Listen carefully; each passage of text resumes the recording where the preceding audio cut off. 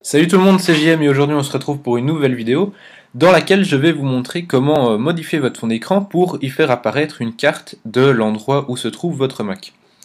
Donc pour ceux qui voient pas très bien ce que je veux dire, je vais tout simplement vous montrer.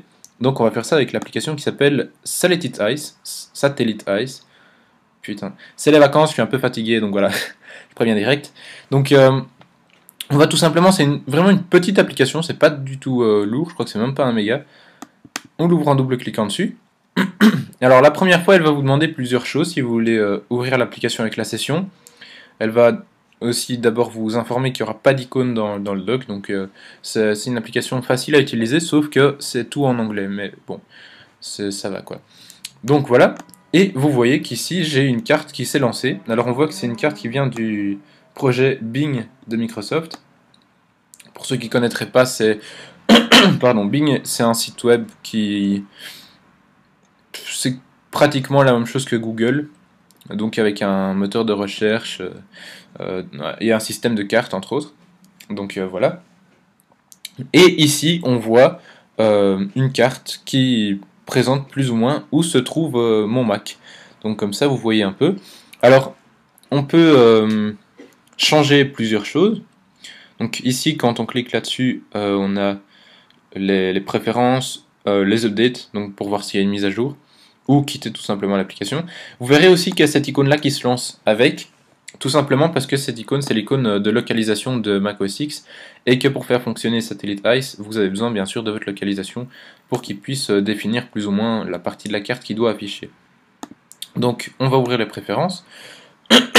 Alors, comme vous voyez ici, on peut choisir d'ouvrir Satellite Eyes avec la session, donc au démarrage. Ça veut tout simplement dire que vous aurez tout le temps votre carte. Donc voilà. Donc ça on peut cocher, pas cocher, moi ça m'intéresse pas donc je vais pas le cocher. Le style de map. Alors vous avez ici Bing Aerial, c'est donc la vision aérienne du site Bing, de Bing Maps, ou je sais pas comment on dit. Les terrains, c'est seulement pour les États-Unis. On peut mettre toner, c'est ça, et watercolor, c'est ça, donc ça fait un peu peinture comme ça. Donc moi je vais revenir ici.